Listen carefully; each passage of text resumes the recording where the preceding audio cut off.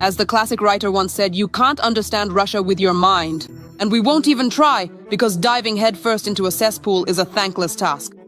We'll just stick to tradition and try to guess what's fact and what's fake. Be vigilant, it's not easy. Ramzan Kadyrov has renamed the highest mountain in Chechnya, Kimsaylam, in honor of his son Adam. Now Adam Kadyrov towers over the entire republic. The mountains have already been closed off to tourists, and preparations have begun to construct a giant sculpture similar to the monument at Mount Rushmore. It will feature the large heads of Akhmat Kadyrov, Ramzan, Adam, and Putin. The project is promised to be completed by 2031 for Akhmat Kadyrov's 80th birthday.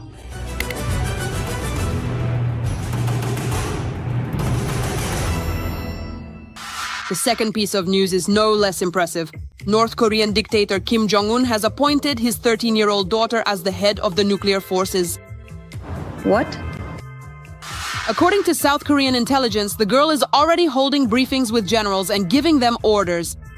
Nuclear weapons are officially in the hands of a schoolgirl. We can imagine that she carries the red button in a pink backpack with a photo of Jungkook from BTS.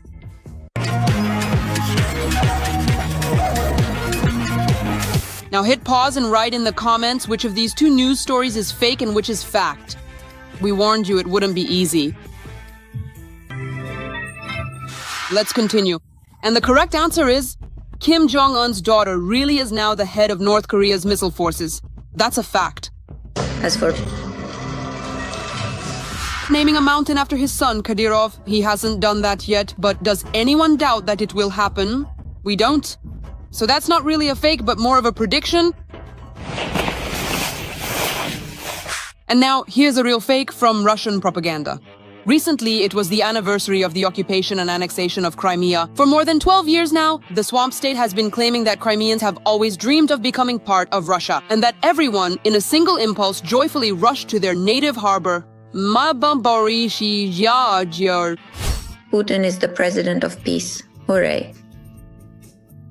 Propaganda tried to paint a picture where everyone in Crimea is exclusively Russian, who've lived there since the time of Prince Vladimir's baptism. They supposedly needed to be part of Russia so desperately they'd accept anything, even stones falling from the sky. What's the name of that country?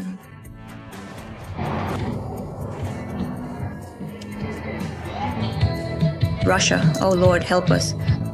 In reality, Crimea was shocked by the aggression, and the vast majority had no intention of joining Russia.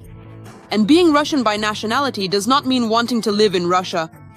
The cold, hard facts speak to this. In the elections for local self-government, the pro-Russian forces in Crimea received a staggering 4% of the vote. That's practically within the margin of error.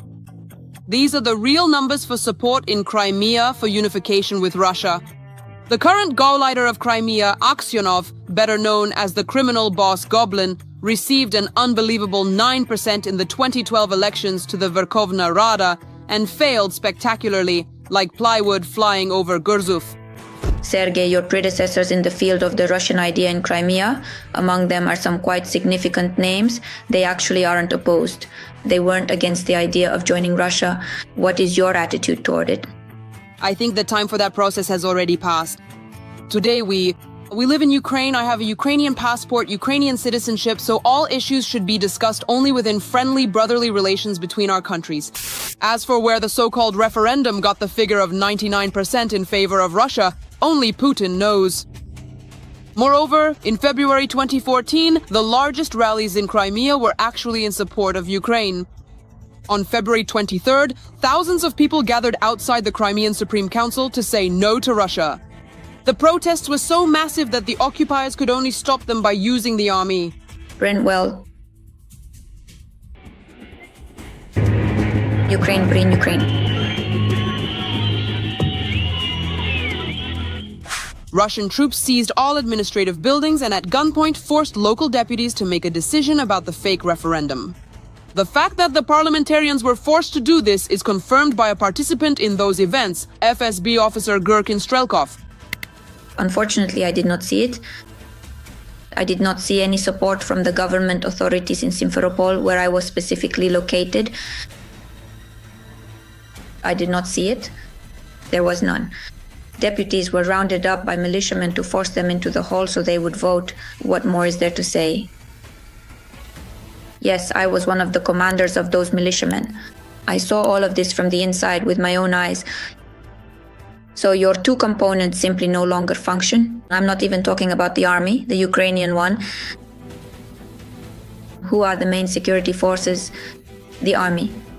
The army continued to obey Kyiv just as it had before. Just think about it. Neither the people nor the leadership of the Autonomous Republic wanted annexation.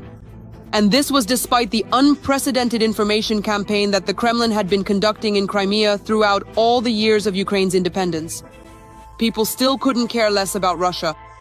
We gathered almost every day near the monument to Grigorenko, near the monument to Shevchenko. We expressed our civic stance. We declared that we didn't want any other country, because we already have Ukraine. We didn't know what was really happening. Yes, the Verkhovna Rada session was disrupted, but we didn't know that at that very time those little green men were already in the basements of the Verkhovna Rada, and that everything was already being prepared for the takeover during the night of the 26th to the 27th. Of course, the morning of the 27th was terrifying. When you wake up to a call from your neighbor who told her not to go to work, the entire center of Simferopol was blocked off in an instant. Today, the mood among Crimeans is even more anti-Russian. Even those few who once wished for stones to fall from the sky are now quietly horrified by life in Putin's paradise. Did we really vote for Russia so that Russia would leave us without a means of subsistence? Crimea provided jobs, but under Russia we were left unemployed. With Russia's arrival, prices went up and earning opportunities went down. The newcomers squeezed local businesses out, closed the beaches, and carved up the nature reserves. The tourist flow collapsed. Aksionov recently boasted that as many as 3 million tourists visited Crimea during the resort season. Even if you don't take into account that official statistics in Russia always lie and you need to divide by at least 2, it still clearly loses to the numbers before the occupation. In 2013, more than 6 million vacationers visited the peninsula. In 12 years, annexed Crimea still hasn't been able to reach that figure. It is honestly just shameful. Naturally, Crimea has also been graced with the famous Russian cleanliness and comfort. Rivers of sewage on the beach have become a familiar sight of what was once an elite resort. This is a ditch that, to quote, smells like a swamp. Nothing else but a drain. From the shower stalls. Right behind Krustalny, the situation is no better. Here are 3 dead birds. And this is the local sewage. In the end, the mess remains just as it was. Nothing else brings much joy either.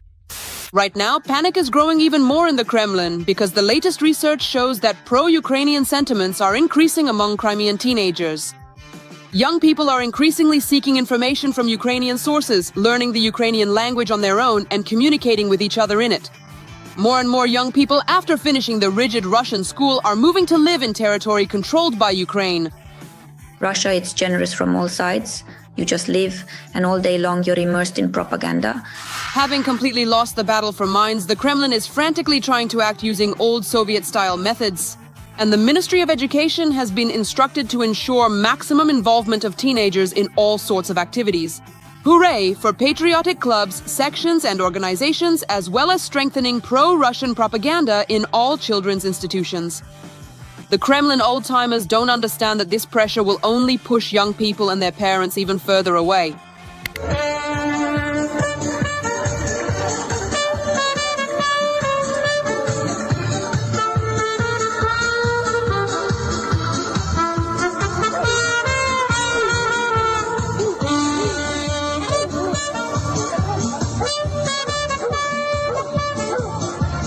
We are confident that if a legal, fair referendum were held in Crimea now, the majority, just like 12 years ago, would vote for Ukraine.